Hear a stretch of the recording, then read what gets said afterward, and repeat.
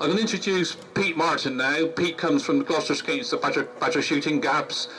Pete has been very active in Gloucestershire, and I'm going to hand over to him straight away.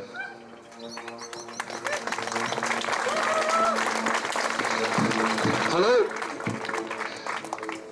Thanks everybody for coming today. It seems a bit weird that everyone's over there and not in front, but if you can all hear, that's great.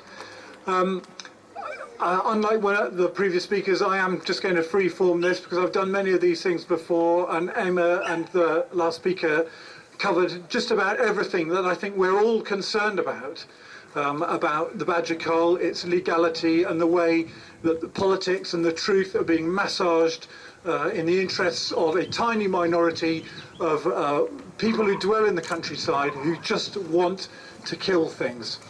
Anyway, for those who don't know, GABS, or Gloucestershire Against Badger Shooting, we're the people who set up the Wounded Badger Patrols. We actually set them up a year before the Cull started because we thought the Cull was going to happen the year before, but if you remember, it got cancelled.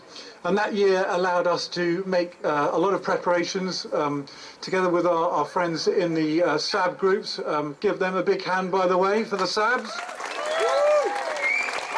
Together with them, we were able to identify and map all the sets that were then going to be monitored during the Cull and work out where the footpaths were and all that kind of thing. During the Cull, because we're all actually quite intelligent and some of us are very professional, including my good lady wife, who's a chartered surveyor, we started to work out where footpaths had been blocked deliberately or through neglect.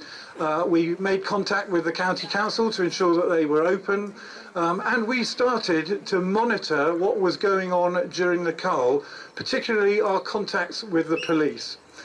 Now that the Cull is over, one of the things that we are doing is we have a police liaison team, and they are going through a list of crimes that happened during the Cull, none of which were committed by you or anyone like you, but which were committed by the colours and their supporters. And we have a specimen list in with them at the moment of 5 firearms offences, which are very serious. We don't want people wandering around our countryside who do not know how to use firearms safely, particularly around public footpaths.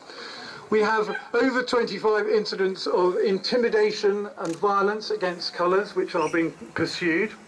There are named individuals. We put out a press release yesterday covering a very serious case in where a member of the NFU, chairman of the NFU, Simon Payne, he's the chairman of the Bristol branch, drove down a footpath during one of the culls, ran into one of our patrollers, injuring them, and when the ambulance was called and the police were called, the driver, Simon Payne, was seen laughing and joking with the police commander for that evening, and he was let off with a pin notice rather than being done for driving without due care and attention.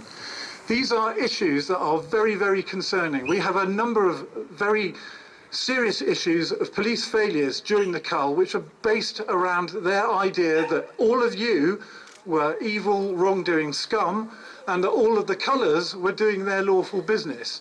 Now, in fact, the opposite is true, and we are taking that up with them. We're also taking it up with the Home Office, and we are pushing on your behalf so that if the Cull comes back, there will be a very, very different reaction from the police in the Cull zone, and a very different reaction and set of behaviours from the colours.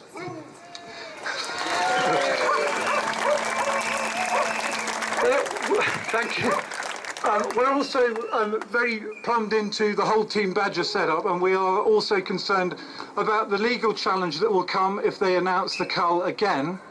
I'd like to highlight an issue that's troubled me for a long time, because if you look at the Protection of Badgers Act, they can only issue a licence to cull badgers in order to prevent the spread of disease. Now, if you don't know whether the badgers you're killing actually have a disease, then that would be an offence under the Protection of Badgers Act 1992.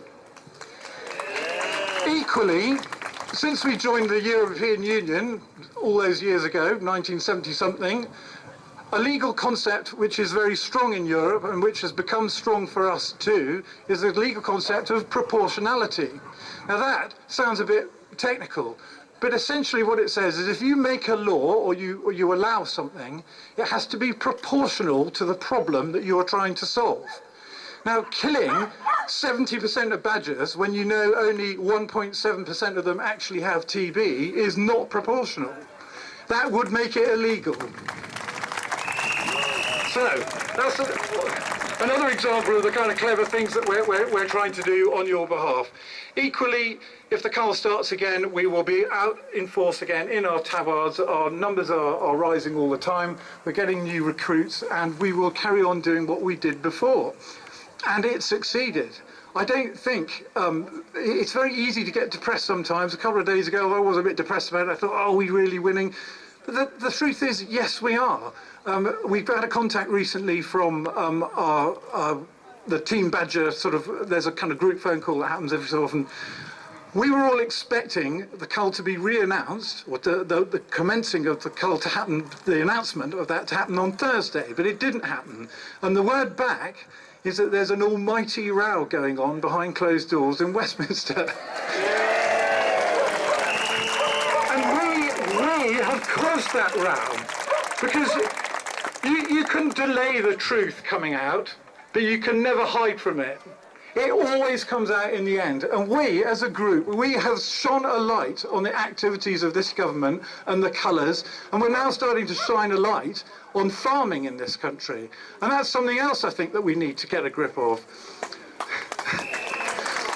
We have a situation here where farmers are now starting to split. If you go on the Bovine TV website, there are a couple of very interesting articles by farmers who are expressing how annoyed they are because they don't have TB, and yet many of their neighbours do. Now, I've discovered, and I haven't been able to verify its accuracy, but I have read somewhere that 40% of farms in the TB hotspots don't have TB. Okay, why is that? The reason is because there's a difference between good farming practices and bad farming practices. And I think now the good farmers are realising that the Cull has caused a disaster, not only for their reputation, but it isn't working, it's too expensive. And what they've realised is they're actually getting TB from their neighbours. And they're getting TB from their neighbouring farms that aren't doing their testing on time, that don't take their biosecurity seriously, and that they don't that they're importing cattle because their own herds are not self-supporting.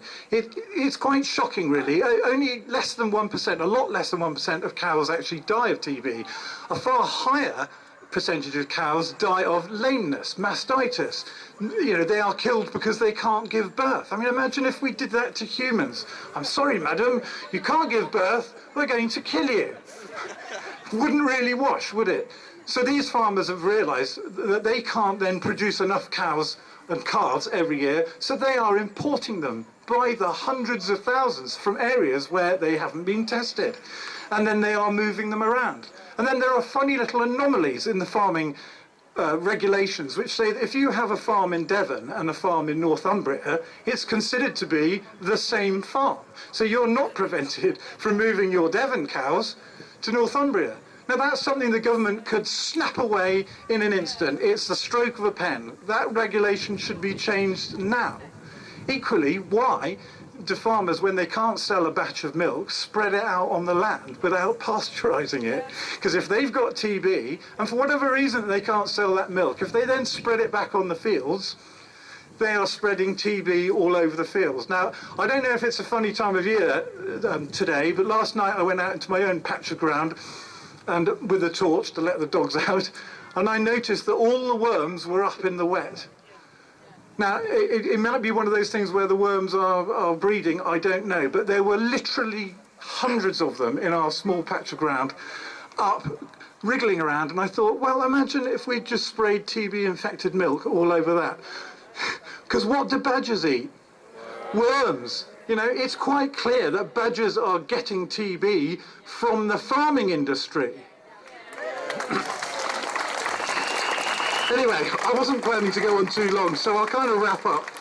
But yeah, we are in this kind of limbo now, waiting for it, but we need to keep up waiting for the decision. We need to keep up because we are winning this war of words and this war of ideas. I did go to the Westminster rally, and I actually went to see the debate in the Houses of Parliament. And it is very interesting, the kind of flimsy lies that are still being told by politicians who support the Cull. One Conservative MP actually said in the Commons, and it's in Hansard, that it was awful, wasn't it, that people were being forced to drink infected milk.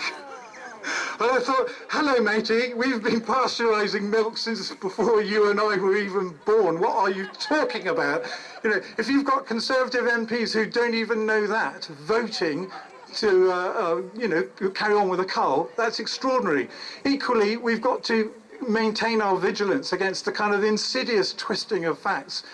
Summing up the debate, George Eustace actually tried to claim that there was culling in the 50s and 60s when culling of badgers, when TB was taken down again from the high levels before the Second World War. Now, that is a blatant lie. What there was uncontrolled killing of badgers. And farmers have been doing that for centuries. But if you think about it, they were doing that when TB was high, and they were doing that when they were getting rid of TB. But I actually managed to meet George Eustace in the lobby of Parliament, and I buttonholed him. And I told him this. I said, that is a lie, what you've just said. It's an insidious twisting of the facts, and there's no reason why you shouldn't have known it. And I said, and if you say it again in Parliament, and I'm watching it, I will make a complaint to the Parliamentary Standards Committee for misleading Parliament. He looked quite scared, and he buggered off quickly. But we did the same thing with our own MP, who in the last debate, the debate before that, said a whole lot of things that weren't true and then claimed he hadn't read our email. So we wrote him another letter and said, well, you've got the information now. And actually it was about crimes that had been committed by colours, and it was accompanied by a letter from the Chief Constable of Gloucestershire. And we said, so, if you say it again in Parliament, we're going to report you to the Parliamentary Standards Committee. The last thing I'd like to say is that we, at GABS, we're having a badger ball if you're up in Gloucestershire, which is £25 a ticket, but there's lots and lots of prizes in the raffle, and there's a auction of promises, and that is on Saturday the 3rd of May in Colford in Gloucestershire. It should be great fun. The tickets are selling quite fast, but if you're up there, it's great because all the profits go into our fund for getting some night vision optics and various other equipment for the Cull. Also, we've got some T-shirts for sale. If Tina would like to wave in the middle of the crowd, we've got a bunch of T-shirts. Again, they're not expensive, but the small amount of profit from those is also going towards saving our badgers. So keep up the good work. We are winning this fight, and see you out there.